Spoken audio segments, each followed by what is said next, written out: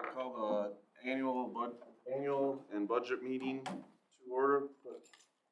Pledge allegiance. Pledge allegiance to the flag of the United States of America and to the republic for which it stands, one nation, under God, indivisible, with liberty and justice for all. Barry, you're up. Thank you. Paige, if you want to bring up the presentation, we can follow along. This is public for the board and for anybody that's viewing online or in the audience that you can follow along to this. For those in attendance tonight, there is, for the annual meeting, a packet that you can pick up as well. So welcome everyone to the budget hearing portion of tonight's meeting. Paige, you can just keep following through. I just wanted to remind everybody as we get started tonight about our district mission: all learners thriving, contributing, and belonging, and our vision, be recognized as a leader of excellence in education. On the next slide, you'll see kind of a photo collage of pictures from the last year. And the reason that I start with this is just to center us tonight on why we are here. It's about our students and our kids and making sure that we do best by them to make them successful, our staff proud, our community proud. And so the things that we'll talk about tonight in terms of the budget all go back to our decision making about what's right for kids. We'll start with our strategic plan. There's 4 pillars, and we'll take you through fairly quickly each of those pillars and kind of a state of the district in each one of these areas. So if you keep going, Paige. We'll start with student learning, engagement, and belonging. And these are our state report card scores. You'll notice that back right before the pandemic, the district was at an exceeds expectation level. For the last 3 report cards, we've been a meets expectations district, and certainly our goal is to get back to exceeds expectations. It's a source of pride for students, for staff, for our parents, but also in a competitive market where you're talking about families moving into the area and they have choices of where they can live. This is certainly a marker that they will look at to determine if the schools are at a certain level and compare one school district to another. On that point, from last year to this year, again, these are embargoed scores, so we're not giving away a lot of details here, but you can see our forward, which is grades 3 through 8 in both math and ELA, are up from a year ago. ACT, which our juniors take, so this is going to be this year's seniors, up in math and ELA from a year ago. I didn't put in pre-ACT, but pre-ACT, we had our math scores. Those are sophomores, this year's sophomores and juniors, last year's 9th and 10th graders. Our math scores were down some, but the other scores, science and reading, were up. So this does indicate that we may have a better school report card score than we had a year ago. There are other components of that: attendance, graduation, graduating on time with your peers, but it is promising. We will find those out in October, and those will become public usually November 15th, which this year is a Friday. So we'll report back out on those.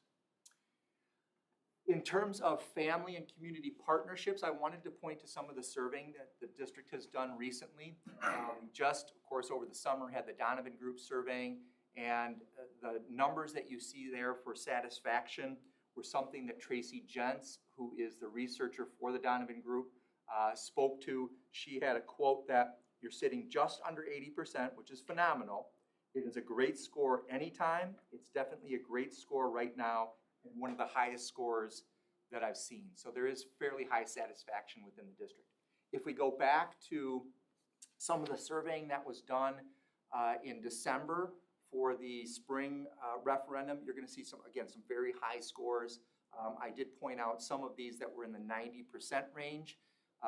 It is important, the very top one, as a parent, that your kid enjoys going to school each day, that they're treated fairly, that they're treated with dignity and respect, that they feel safe, and then a couple of others at the bottom, that as parents they feel welcome in the schools, and that the facilities are well kept.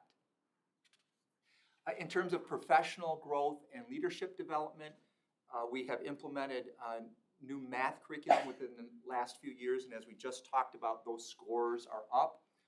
Bridges at the younger levels, and then illustrative math through the middle school and the early stages of high school. And then, of course, something that the board just approved recently this spring is our new K-5 curriculum with Amplify CKLA, and then our staff is getting trained on the science of reading as well. That's part of Act 20. Again, the board was a part of updating the middle and high schools' common grading practices. And then finally, coming out of the pandemic, we still haven't lost sight of our students' mental health and making sure that they're in a good place when they come to us each day. And last but not least, with fiscal responsibility, this has been a tough year, I know, on the board. With the referendum in the spring unsuccessful, there was $2.1 million in cuts that had to be made. I specifically point to the Buildings and Grounds Director with this one because this pillar is operational efficiency. Tom has taken on a lot of those duties along with Steve Hurley here in maintenance, and then all the head custodians are doing more. And then, of course, Activities Athletics Director Kendall Butchin is taking on more as well. And then finally, the board made a decision within the last few months to transfer over $500,000 into Fund 46, which should help with our HVAC concerns. We do have some new information coming in from NAMI about what they're recommending. And then finally, several $100,000 more into our fund balance, which is the district's really savings account or rainy day fund.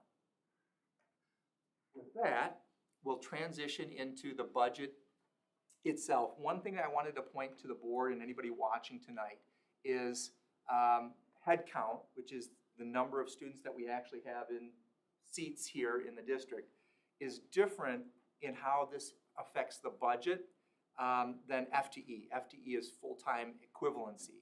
So you're going to see a little bit different calculation. You'll see open enrollment in, out, and then proration for we won't go into real great detail, but there's a 3-year rolling average with enrollment.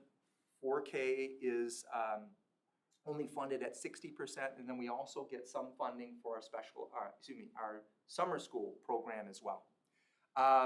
Couple of other notes on this one. We do know that property values within the district are up just under 9% from a year ago. And then just talking to Melissa beforehand, this isn't a complete look yet because we're having this meeting in September. We're not sure what our equalization aid will be exactly. We have a prediction that will come in officially on October 15th. And then like the district does, every district does, in October we have to have a special meeting to certify the levy that we'll talk about tonight. I'll turn it over to Tom for just a minute or so on some of the challenges this year, in particular with the 24-25 budget, and then I'll talk about opportunities in this same budget. Yeah, so kicking off here with the challenges, Nate throws a difficult one over to me, but with challenges, I really do want to take the spin on that to everyone, school board, staff, community, of these are items that I want everyone to be aware of. So thinking of these challenges as awareness. I'll just follow right through these dot points, and I've added a few comments to each to kind of bring some additional information or bring some light to these. But the April operating referendum, we all know that did fail. Unfortunately, it was very, very close, less than 75 votes. We have talked about this briefly before, but again, to bring up, there was a very low turnout. The total votes was 2,935. Where if we look 5 years back at the last operating referendum, it was 4,769. There were actually 2,942 yeses. So there were more yeses in 2018 than total votes. If a lot of people remember, that was the snowy blizzard day, so that could have been a factor. But when we talk referendums and really any kind of larger scale voting type decisions, awareness and getting out and voting, being active, is important. Going to the next one, the cut of $2.1 million from the budget, including 10 staff. $2.1 million is not a small number. Everyone does need to realize that that's significant. That was almost 10% of the budget. We do talk about the 10 staff, but we also need to keep in mind the staff that are still here. Each and every staff member was impacted because there's a pay freeze on every single employee, as well as those that use our benefits, saw an increase in health insurance, as well as a decrease in the district's HSA contribution, and we are on a high deductible plan. So we have essentially one health insurance policy, high deductible, and so that's where employees have to pay that out of pocket right away, right out of the gate. And with that decrease, that means additional dollars for them. We also need to keep in mind that 75% of our roughly 75% of our budget, and we'll talk more on this later, is salaries and benefits, really people.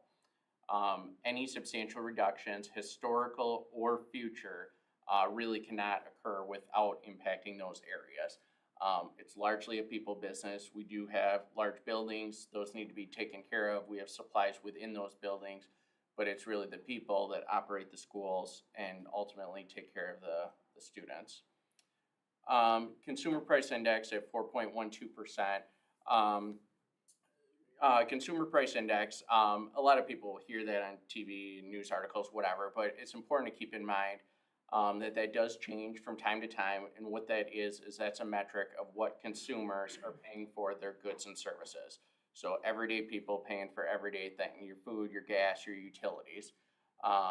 At a 4.12 increase, all of our employees, everyone in the community experienced that 4.12% increase. And then again, keeping in mind that we are currently at a pay freeze. To balance that, to look at that 4.12%, it's roughly about $500,000 additional into our budget. So to really have those employees be able to just keep up with inflation, that would be an additional $500,000. So again, important to keep in mind there. I don't have it on here, but I've had this question come up a few times as well. I also want everyone to caution, when we talk budget and accounting, that is different than employee pay raises. So if we budget a 5% increase to salary and benefits, that does not mean that each and every employee receives a 5% increase. In addition to salaries, we have to keep in mind insurance, which often increases at greater than 5%. So we have to look at that collective together. Also, and Nate's brought this up a few times as well, is we need to be mindful when an employee leaves and a new employee starts. We don't know what benefits they're taking, if they're on family, if they're on single. Maybe a 5-year, 10-year person leaves and a 10-year, 10 years of longevity replaces them. So it's not always an apples to apples. So when we talk budgeting, that's one side of it. And then when we talk CPI, salaries increase, that's another. Yes, they largely align, but again, important for everyone to understand. ESSER funds was really kind of a buzzword historically. ESSER funds have been fully utilized. Evansville received ESSER 2 and ESSER 3 funds. Those were used up, those were completed last school year. As well as those federal dollars were really replacing state dollars that were not allocated during that time period. But there are no additional ESSER dollars. Those have been fully spent. And when we talk about those revenue dollars, we need to keep in mind as we go into 24-25, we do not have the operational referendum dollars, and we do not have the ESSER dollars. So it's really a double hit there on the revenue side. And then really kind of toward the bottom there, state budget is always approved in 2-year cycles. That does make it difficult to long-term forecast. That being said, if we really look back at the last 10 years, there has not been any substantial changes. If anything, school finance has not really kept up. Hopefully there are some corrections in the future, but I see it as unlikely that would really happen overnight. And that's part of the reason we're discussing referendums quite often. And then lastly, with special education funding, as we look at some of the graphs later, you'll see a revenue source of transfer. That revenue source is really transferring from one bank account to the other. So special education is funded at approximately 30%. Last year, the transfer from our general operating over to the special education account was $2.5 million. For this next year, we're projecting it at about $2.7 million, and their total budget is about $4.4. So it's important to keep that in mind. As well as in special ed, we have restrictions on when and how you can reduce funding. Basically, if you do not reduce students, you cannot reduce services, you cannot reduce costs. So we have to maintain those costs. So special education is not an area that we can go in and say we're gonna cut $500,000. But special education always needs to finish the year at zero, so that transfer is essentially bringing, you could call it a negative account in the accounting world, back to zero. It always resets at zero every July 1st. And then as Nate mentioned before we pivot to the opportunities for challenges, two things to really keep in mind as we talk budgets all summer and up until now is two of the big factors that drive our revenue is our student count and our state aid. Student count we're working on this week, third Friday in September is the time period. And then we have to see when students are absent, if people have transferred districts and it hasn't been recorded. So student count is being completed right now. And then aid from the state we will not receive until October. We are projected to receive favorable aid, but based on all 421 schools, how all financials go in, that could impact us. So although it's predicted as favorable, we won't know that absolute final number until October. And that's where in late October we'll bring back the final levy, which is really driven off of the final data. You mentioned because the board had those hard decisions in the spring and made those cuts, we are operating at essentially a balanced budget. It's less than 1%. Some other opportunities, obviously the district and the board did transfer. We mentioned those already, so I won't repeat that too much. There are two other things that I'll spend some time a little bit later going into more detail. There is a Fund 80 opportunity that the district is not currently taking advantage of that it could in the future.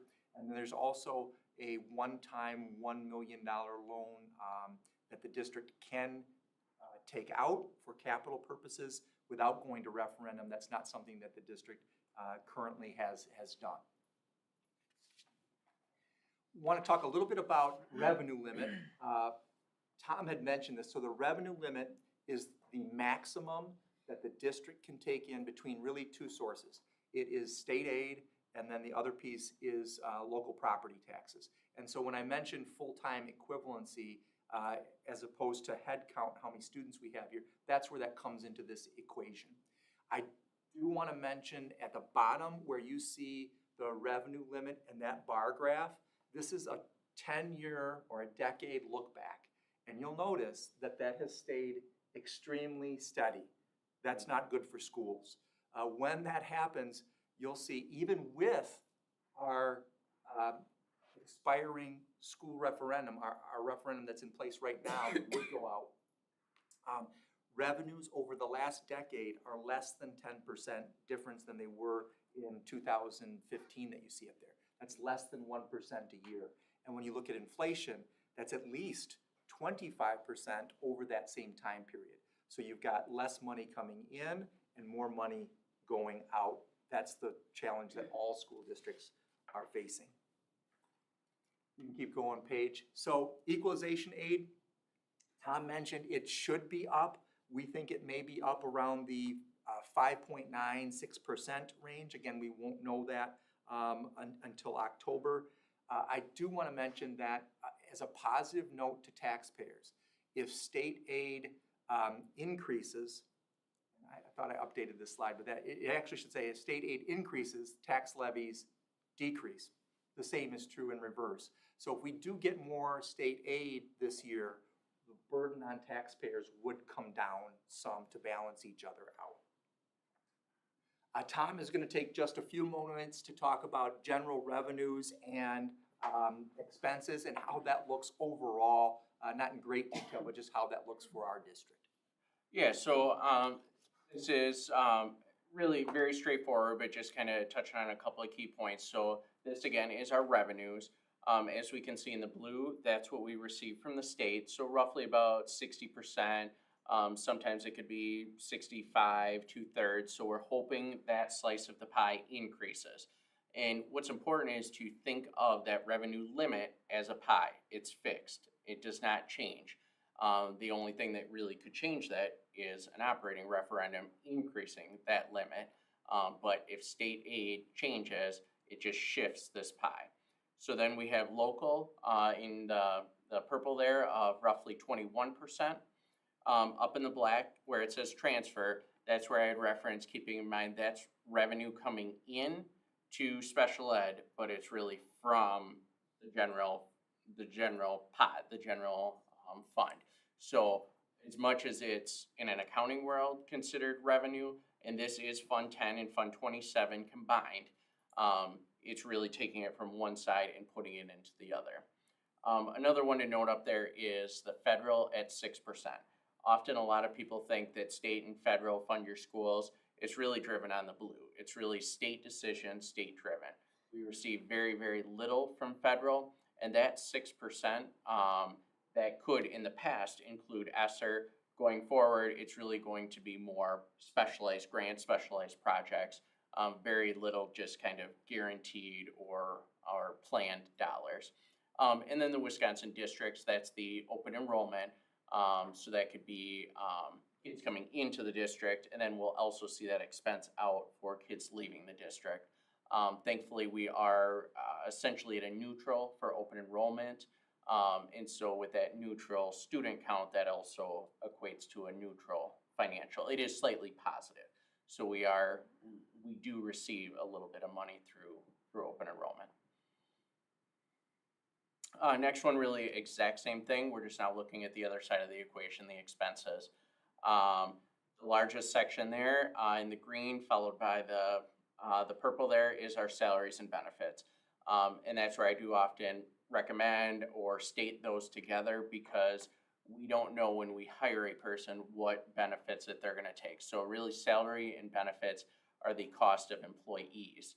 The next section is followed by purchase services. So this is when we're purchasing services from someone externally. The largest in that bucket is our transportation through Go Right Way. We also do outsource our technology department. And then anything else that's really outsourced, whether that be an electrician, a plumber, legal, so items that we do not have in-house.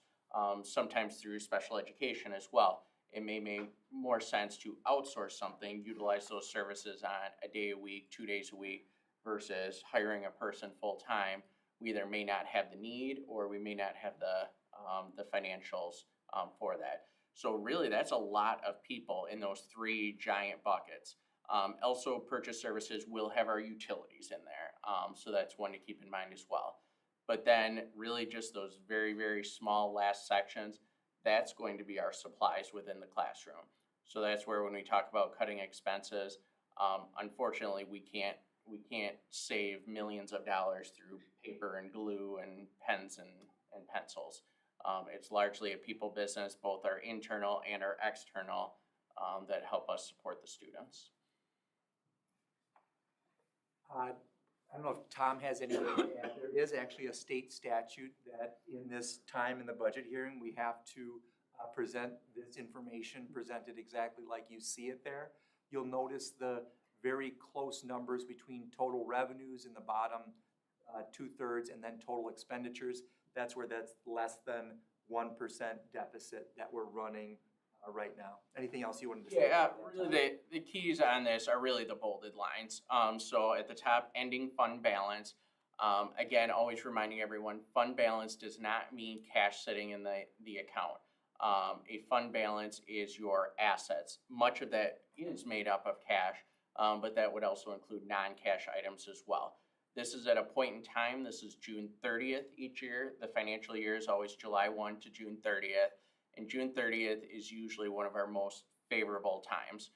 Schools are largely funded in the back end, as well as a lot of our grants are based on your expenses, and so you're receiving the money at the back end. So this also, unfortunately, kind of represents a best time of the year and what you would have in cash and assets. Looking at the other bolds, as Nate had mentioned, looking at your revenue and your expense, they are very, very close, very aligned, and you can look at those prior years as well. So 22-23 is audited, is finalized. 23-24, we're going through the audit process currently, and then 24-25 is the budget. One piece I want to mention is we have to share these together, so Fund 38 and Fund 39, so non-referendum debt and referendum debt. You'll notice there's nothing in Fund 38 right now.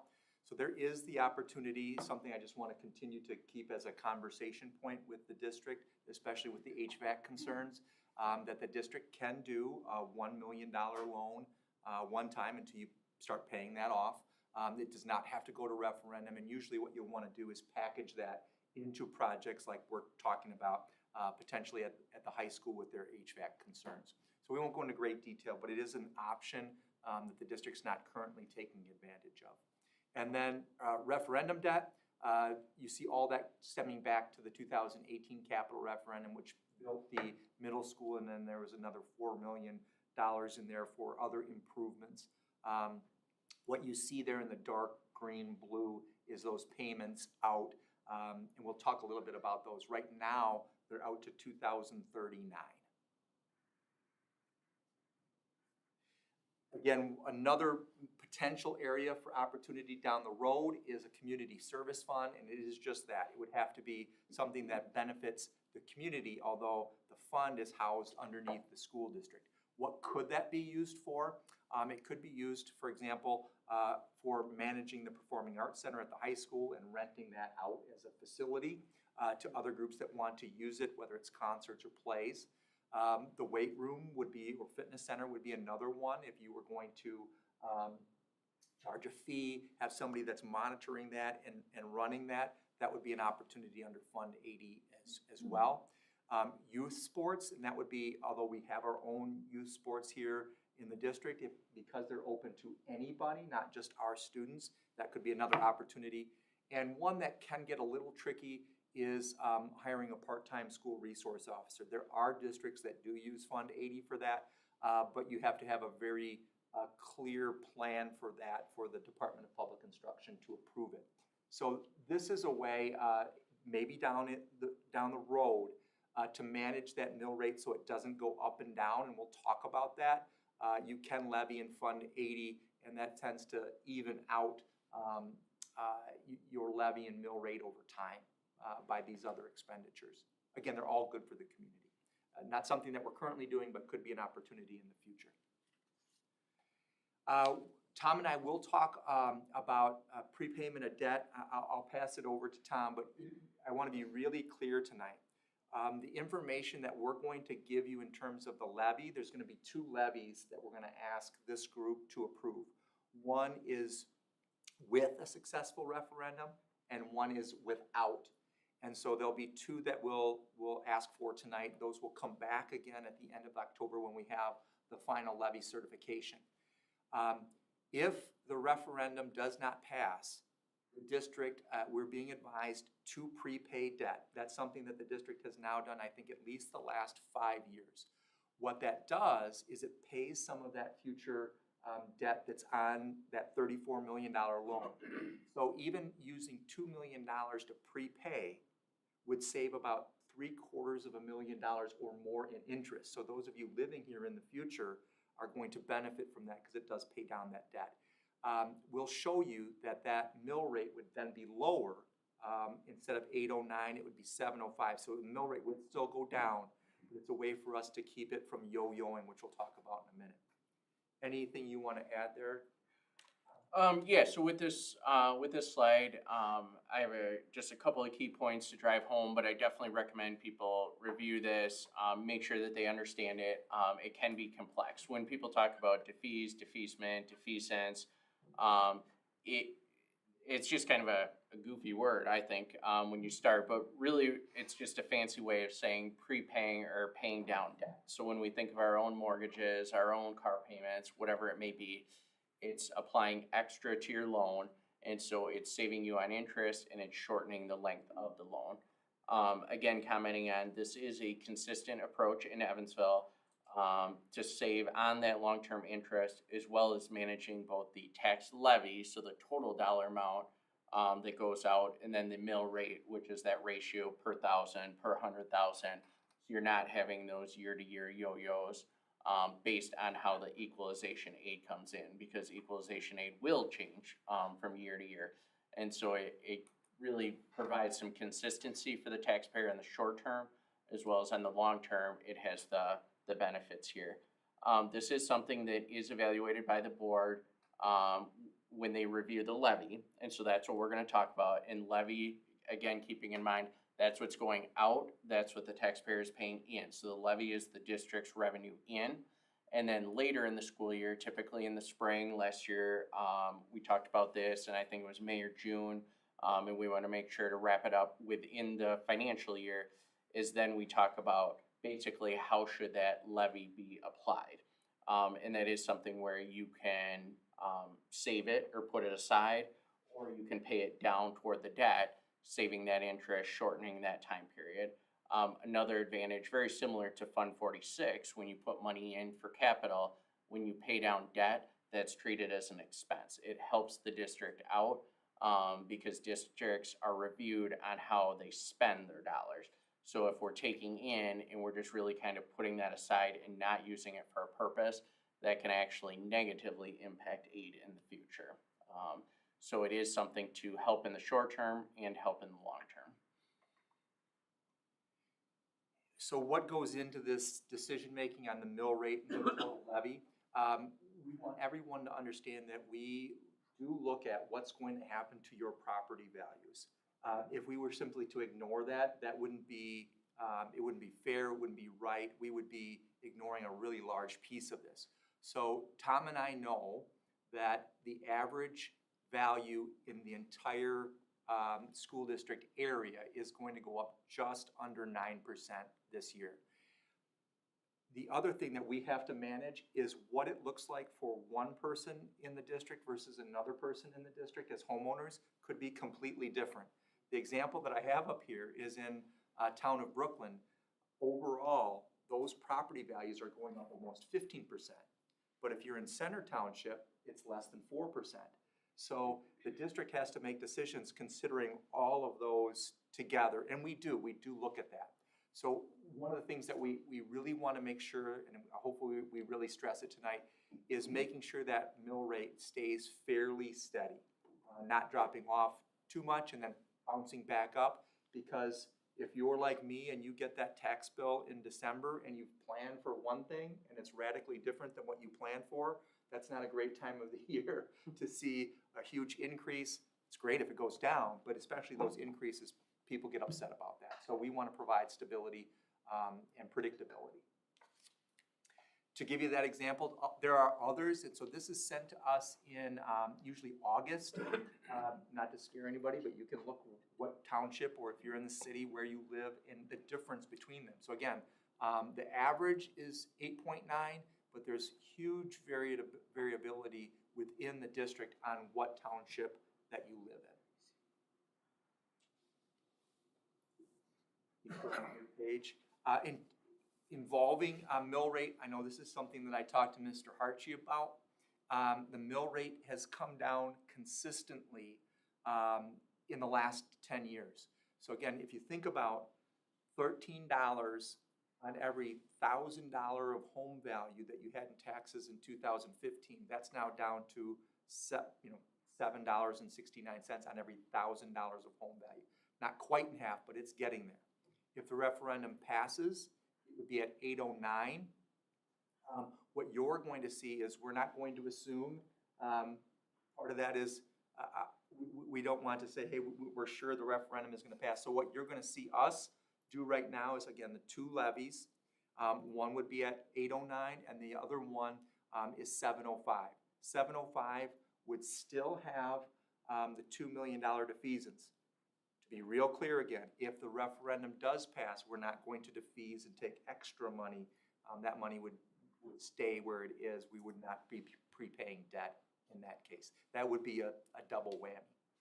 We won't go into great detail, but if you look at that Wisconsin map up in the upper right, you can basically see where Evansville is in kind of a light green. Light green, almost all around us. The yellow would be a mill rate slightly lower than that. The darker green or blue is higher than that. So in this area, our mill rate is really pretty typical.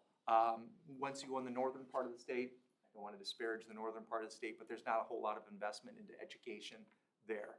So what we have is pretty typical. What we're going to suggest is actually lower than the state average. So if that's 705, if the referendum doesn't pass and we prepay $2 million of debt, 705 is lower than the state average mill rate of 722. This is how we calculate the mill rate. Again, I try to put in red so everybody, we're really clear. This is without a successful referendum and prepaying the debt we talked about. The mill rate would be at 705. Remember, once we get to the annual meeting part, you'll see two of those, one with a successful referendum, one without. The other thing that I've learned over the years is to be as transparent as I can with taxpayers and not ignore the fact that your property values, for the most part, are going up. Everybody wants their home values to be more than what they used to be when you go to sell your house, but when you're still currently owning your house and paying taxes, nobody likes that. But you'll see something real clear here in how you calculate this. So this would be a $300,000 house in the city of Evansville with the current value. Taxes about $2,300 as the district portion. Now this year, we know that the value of those homes in Evansville are going up. Not all of them will be at 11.6, but pretty close to that. And so that $300,000 house is now worth potentially $348,000. You'll see the taxes there. Now that looks like a huge jump. Here's where I want to make sure everybody understands what Tom and I are talking about. You have to minus your school credits. The school credits were large last year, as large as they've ever been. They're going to be even larger this year. The prediction for that is that there will be $96,000 more in school credits in our district, spread out amongst taxpayers, somewhere around $2.2 million in credits. So even though it looks higher, that will actually counterbalance with your school tax credit. Yeah, and it's important to keep in mind with that the school levy credit is not applied on your school levy line. It's in the upper right-hand corner. So if you go home, look at your last 3-4 years, you're going to see your school portion down toward the bottom or 2/3 of the way down. You'll see the 4 rows, your county, your city, technical college, and school. But then in the upper right is the school levy credit. So they're in different spots, but you need to net the two out to get the effective amount. And then to wrap things up, the accountability report, I did make a slight change to this after with a suggestion. Thank you to Crystal for that. To be real clear, it's actually the state report card scores. You'll notice that there tends to be a correlation between your school report card score and your mill rate. For us, if you looked at just our conference, and there's some goofy ones in there like the Fontana and Lynn, those do fit into Bigfoot, so that's why they're included in here. But Evansville is 5th in mill rate and 5th in school report card score. McFarland, you'll see, is paying more in taxes, but also a little bit higher accountability score. I won't mention, but if you wanted to look at this closely, there are 2 of them that pay higher taxes but have a much lower accountability score. We certainly don't ever want to be there.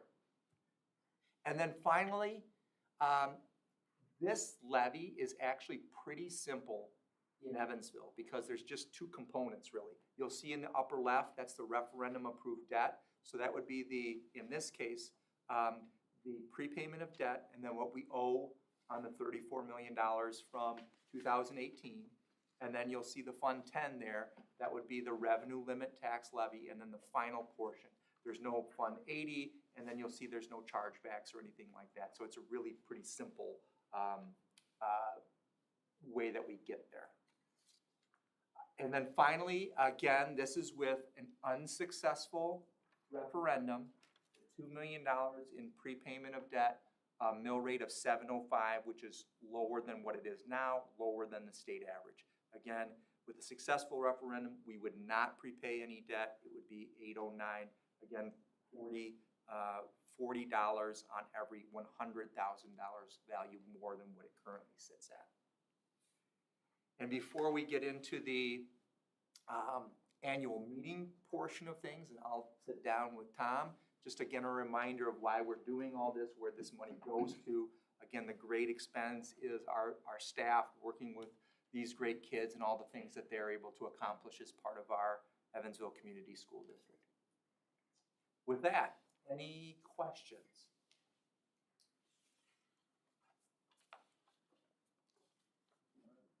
No questions?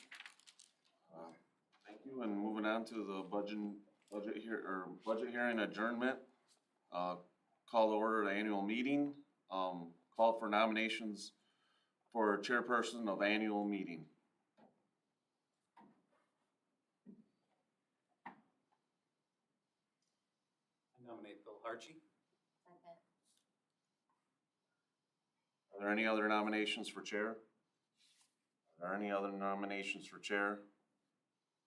Are there any nominations for chair? All yours. As Bill's stepping up again, you've got a packet. Bill's got the same thing. It really does take us step by step through this process and what resolutions. Just wanted everybody to know that there was one resolution that the district might not be real familiar with, that I did check with legal counsel on. We do purchase our own vans, vehicles, and things like that and service them, so there's a resolution that you might not be familiar with in the past, but is part of this year's. And then finally, if we need to, Paige and I are gonna count votes. If we can't see your hand up, that's why you have the green for a yes vote and the pink for a no vote, as Mr. Harchie takes you through this. All right, thank you. All right, the minutes to the annual meeting, by the way, no action required, and it is on page 11 of the packet that we have. So the authorization for the tax levy, are you gonna put that up on the? Okay.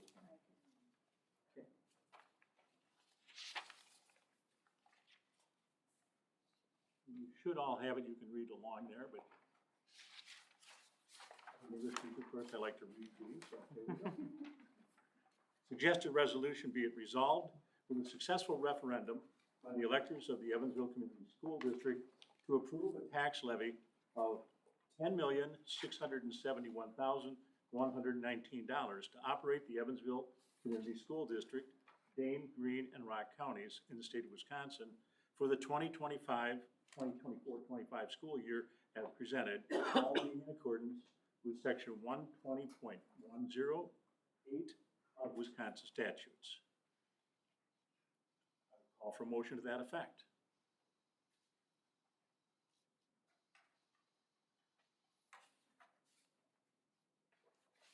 Okay, thank you, I'm out of here. No, I'm sure someone will do it. I so move. Thank you. Is there a second? Second. Okay. Any discussion on that motion? Any discussion?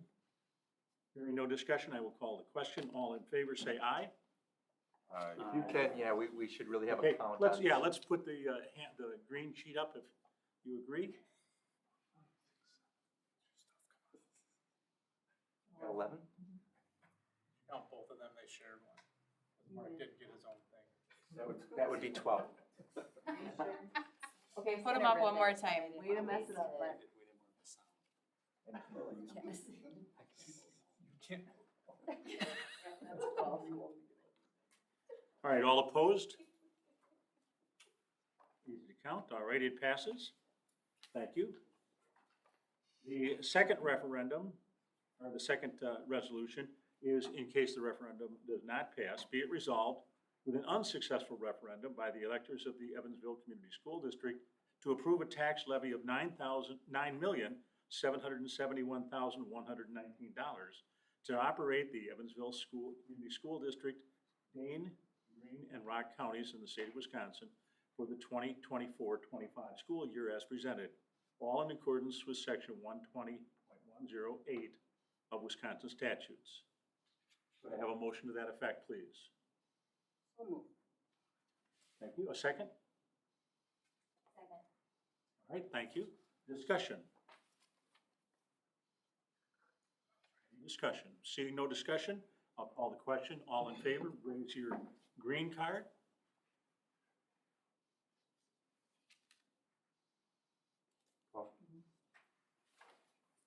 All opposed, raise your pink card, please. And the motion passes. Thank you. All right, let's go to the next one. The salaries of the Board of Education members. Be it resolved by the electors of the Evansville Community School District that the following salaries be adopted for the members of the Board of Education. $2,200 for the president, $2,100 for the vice president, clerk and treasurer, and $2,000 for the other board members, all being in accordance with section 120.103 of Wisconsin statutes. Just to note that board members should abstain from this vote because it directly impacts you. Could I have a motion? So Motion back here. I'll second that. All right, and a second. Discussion. Discussion. All right, all in favor, raise your green card.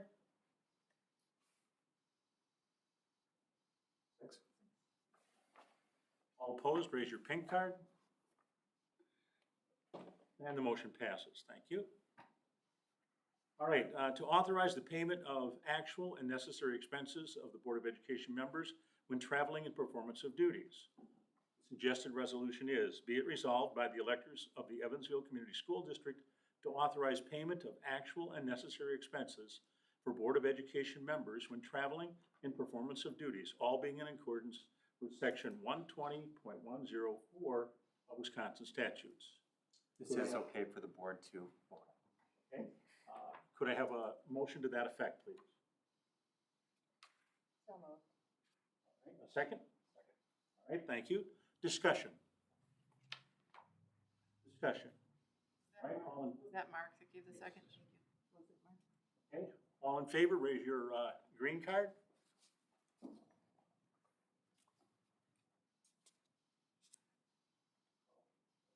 Opposed, raise your pink card. And the motion passes. A resolution to authorize school district vehicles for the purpose of transportation to be purchased or serviced. Be it resolved by the electors of the Evansville Community School District that the Board of Education be authorized to purchase and/or service school district vehicles for the purpose of transportation, all being in accordance with section 120.107 of Wisconsin statutes. Could I have a motion to that effect, please? So moved. Second. You may want to identify who moved that, who seconded. Mark. All right, all in favor, raise your green card.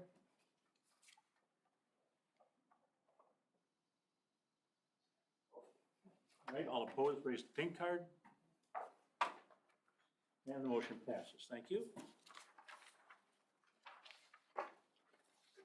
All right, a final resolution to authorize the school board to lease excess space in school district buildings to operate a licensed daycare program. Suggested resolution is, be it resolved by the electors of the Evansville Community School District that the Board of Education be authorized to lease excess space in district buildings to a licensed provider to run a daycare facility under reasonable terms as may be negotiated by the board with any provider from year to year, as long as such excess space remains available, all being in accordance with section 120.1325 of Wisconsin statutes. Discussion. Discussion.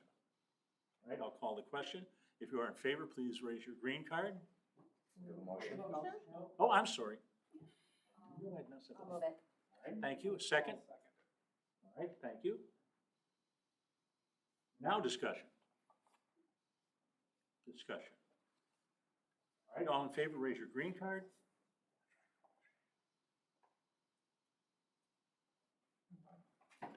Okay, any opposition, raise your pink card. Thank you, the motion passes. All right, finally, to set the date of the next annual meeting, no annual meeting may be held before May 15th or after October 31st in accordance with section 120.085 of Wisconsin statutes. So the board will set the actual date for the meeting at a later time, but it will be within those parameters. We could make a motion now. If we were to say on the same schedule, that would be Wednesday, September 17th 2025. If somebody is willing to make that motion, it would be Wednesday, September 17th, 2025. Okay, we have a motion, second? Okay, again, could you just repeat the motion one more time, please? Sure, the motion would be to hold the budget hearing and annual meeting on Wednesday, September 17th, 2025. All right, is there any discussion? Any discussion? To have it later, so we have third Friday count and a more, And I want to confirm, because it would be the 24th, 2nd and 4th. Leave if,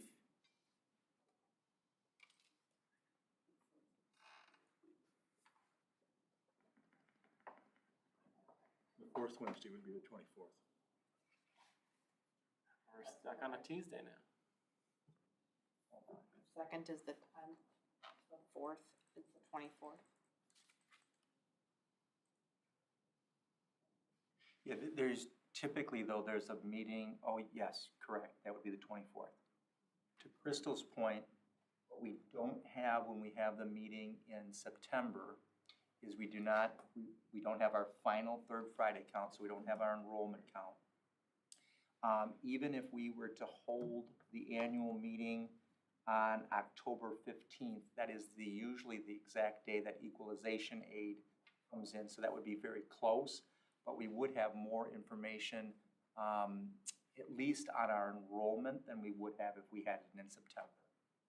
And the 15th would not be because the 1st is a Wednesday, if we're staying with the 2nd and 4th rotation. So then it would be the 22nd. Okay, so is everyone clear? We're talking about September 22nd. October So we have a motion right now for the 17th, We have a motion for the 25th. originally the 17th. 17th is the motion. So is there an amendment? Are you doing October or September? The motion was motion for, Is for September 17th. So we'll either have to amend that motion, which I believe, John make that motion? John made it and Elliot I'll seconded. amend the motion to state October 25th, 22nd. 22nd, at 1800. Hold the hearing and, vote on the budget the same day. Because it's due on November 1st. That's why we did it in September. Yeah, there'd have to be a special meeting the very next week on that. If we did it in November, in October. All right, so John, your motion again was, October 22nd at 1800. okay? And is there a second for that amended motion? Okay, thank you. Discussion. All right, then I'll call the question. All in favor of that, please raise your green card.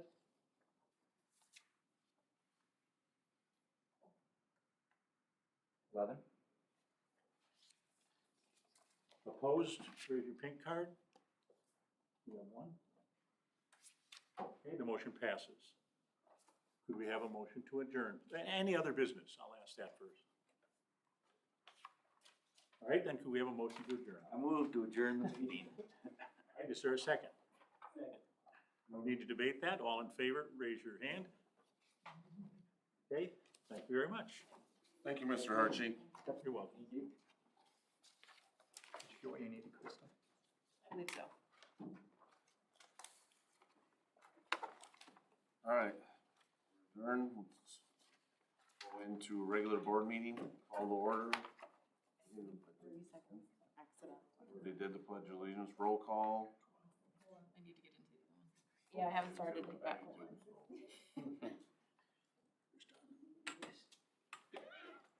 Turn me off, Crandall.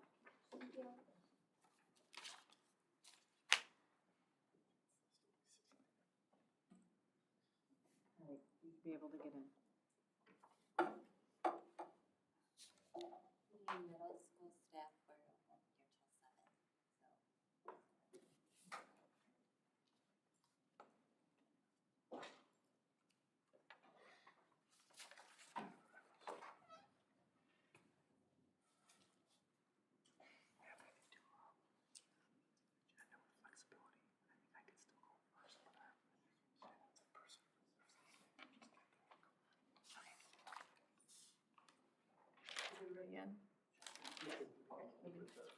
Ms. Alling is here.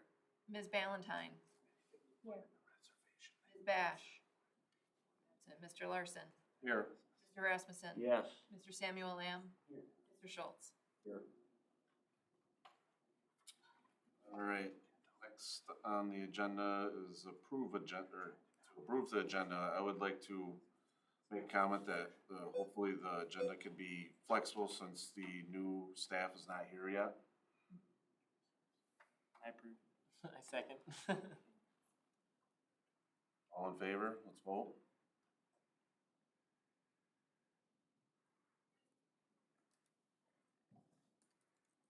Hold on one second.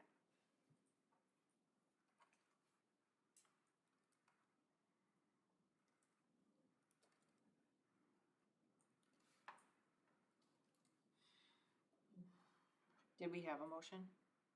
Yeah, I did. That was a motion. Yeah, that was my motion to be All flexible. right. Do we have a second? Elliot. Thank you.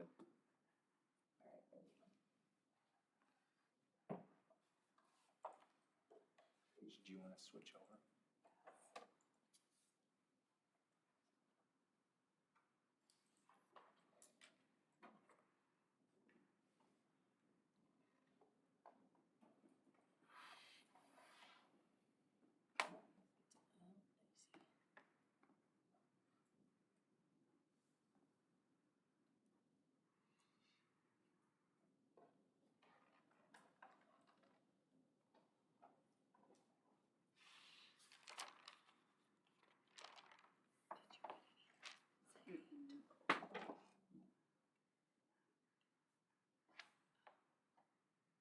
We're gonna do technical difficulties here for just a second.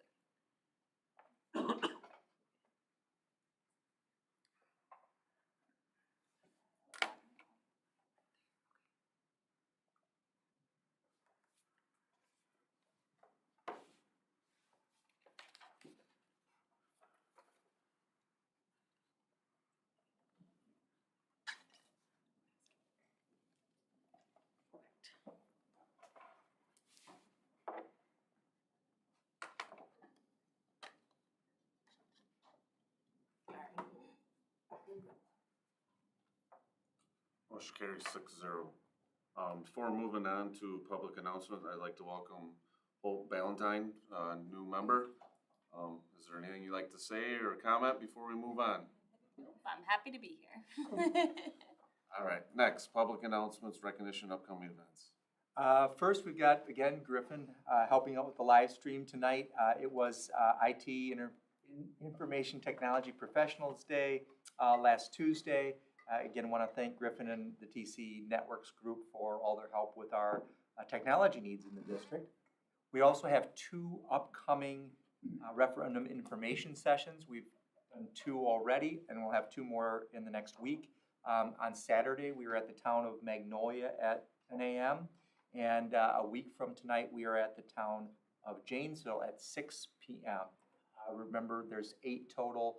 We'll have 4 more after that. We'll continue to update our Facebook page. There is also a website now that is public that you'll find that same information on. We did have Creek Fest, unfortunately, for Creekside Place. I felt bad about the rain. They canceled the main band, who had already been replaced by another band. They had a secondary band. It was just unfortunate that they had all that rain after so many days and weeks without that they got hit with that. So, and then lastly, we do have homecoming coming up. Just mark your calendars. It's going to start on Monday, October 7th.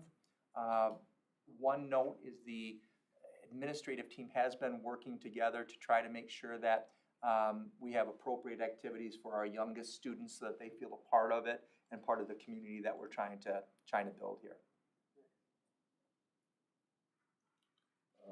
Anything else?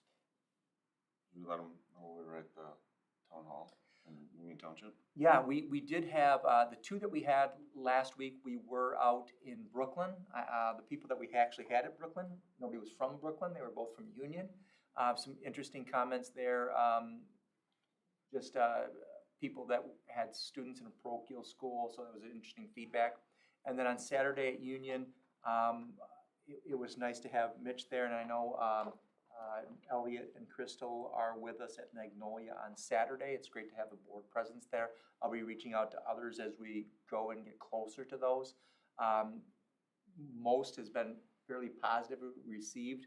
Mitch asked a great question at the end of the union session, which is what we are presenting clear? Because of course we heard feedback that it wasn't clear what we were asking for or what was going to happen if the referendum didn't pass. So we're really trying to address that this time. All right, nothing else? Is there any public presentations?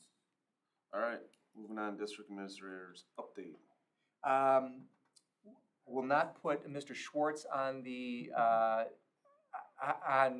display here tonight, but he has been instrumental in making sure that we continue for right now with our fast bridge testing, which is a screener for our students, at least through the middle school in reading and math.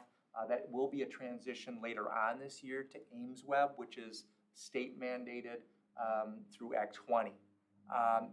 You'll see kind of a display at the bottom. That was an early display. Some of the things that you see in red I would not worry about because some of those are just one student categories, but we're getting baseline data on all of our students.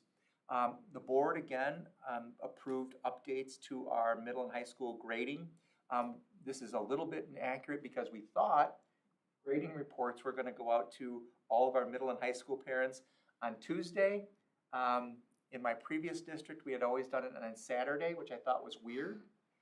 Come to find out, Skyward will only allow them to go out on Saturdays. So this is something that we want to make sure that parents, especially with the changes, are getting these automatic updates, even if it is on a Saturday, so they're aware of where their students' grades are. If they really think that these are cumbersome, they can opt out of those automatic grade reports. For a lot of parents, there's great conversations that are had on Saturday morning, and then students come back with homework to turn in or test retakes on Monday, now that they're aware of that. In the next section, just on the referendum, I wonder if you checked your mail today, if you got your postcard. Those were delayed from Jack's Custom Printing, so those postcards are now out. I want to thank Joni and Mark for helping pass out some of those at the home soccer game a couple weeks back. Again, Tom and Mitch were a great help in Brooklyn and Union. The steering committee, we met on Monday. They did look at the slideshow that we are doing for the public and had some great input on that. The staff now has those slides and have been thankful for it. Want to thank Paige. She doesn't get enough credit for this.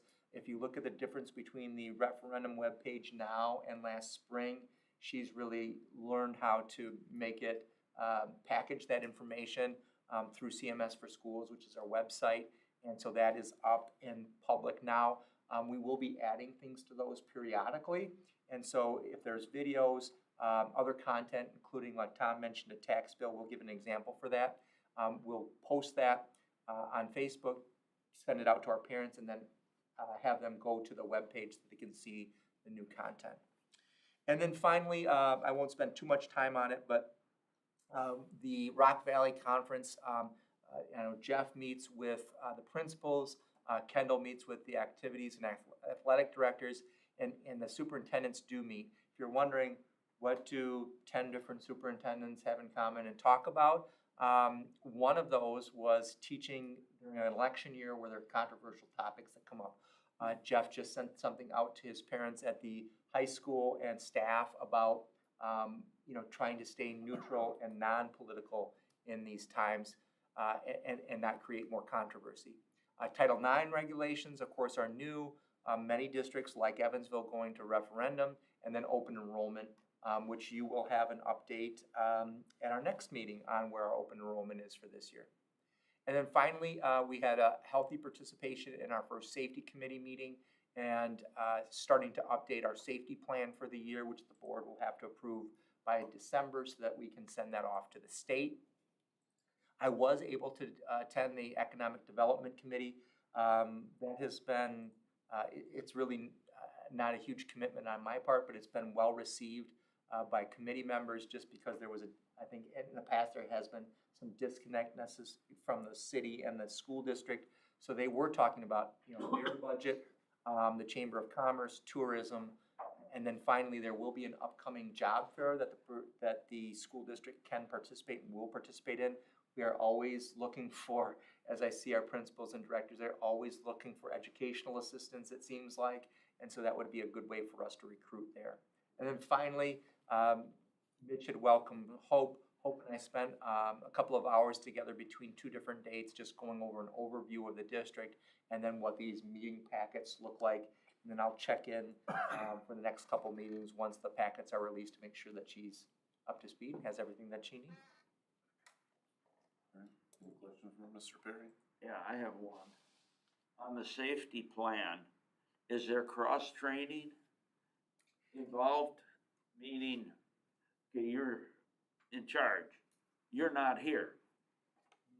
Who's going to be trained to take your place? Yeah. One of the things that we have talked about, John, and it was just at this last meeting, is doing tabletop exercises. The Office of School Safety, which is funded again for this year, is willing to come in and identify those gaps. And so that will be something that we will take care of. That's a great point. So any other questions? All right, is ready for the new staff, or should we move on? Yeah, I think we're Good? I'm missing one, but we can move through. okay. There's much, And 7:50. yeah. Well, you said 7:15. Yeah, we can, Okay, I could jump But ahead. if let's go to the, someone wants to do no, we'll go on to first reading of the 5,000 series. So we are missing one member. That might be something that Hope may fill, potentially not tonight, but down the road. But Elliot and Crystal and I met on the 18th. There are 82 policies within the 5,000 series. We did invite Kim Katzenberger in from the high school because one of those policies is on electronic devices, and with an updated cell phone policy at the high school, we wanted her input and feedback. And so that was probably, what would you say, maybe 20 to 25-minute conversation just on that one policy. So we got through only about 10 of those 82, but one thing I did learn is that Elliot and Crystal are coming in having already read those and have notes. So we can say, is there any, do you have any changes to a certain policy? And I think we'll be able to go much faster. At some point, we'll have a first read for the rest of the board on those policies, and then we'll move on to the 2000s. Anything else? Questions? If not, let's move on to consent. Does anybody want anything removed? If nobody wants anything removed, I'll entertain a motion to approve consent. I move to approve consent agenda items A and B. There's a motion. Is there a second? Second. Second. Let's vote.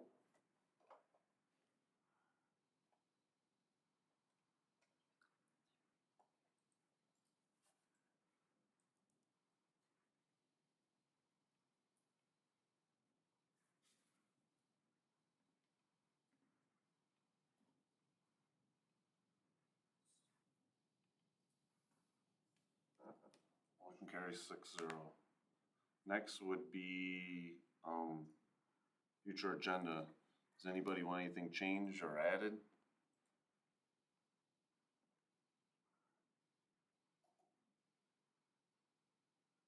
I'll just note, again, the third Friday count open enrollment will kind of be one report together.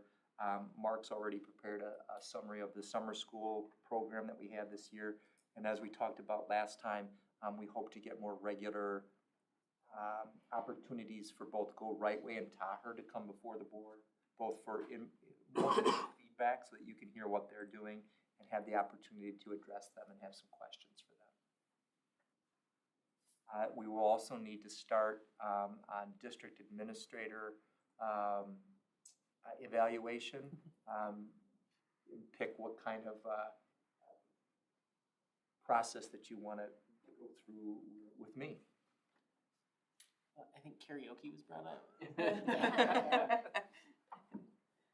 All right, I think if we can circle back, can we start with the, Yes, I just, we're just not able to get here in time, so. okay. You wanna go first? No, there. All right. So I apologize for the delay in that. So we have two new teachers at JC McKenna this year that I'd like to introduce to you. One is here with us tonight, Andrea Hahn. So if you want to stand, Andrea, so everybody can see you. Andrea is teaching 8th grade science. So this is her second year teaching at a middle school level. So we're very happy to have her. Just a little something about Andrea is that she really likes to take trips.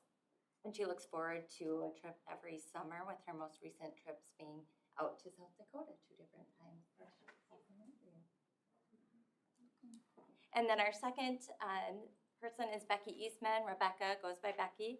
She has been in teaching for several years, joining us this year in 6th grade ELA, and she has shared that she joked around saying she really has been refreshing to have some girls in our class and talk about clothes and nails, because the last 9 years she's been teaching at Oak Lawn Academy, and that is a boarding school for boys.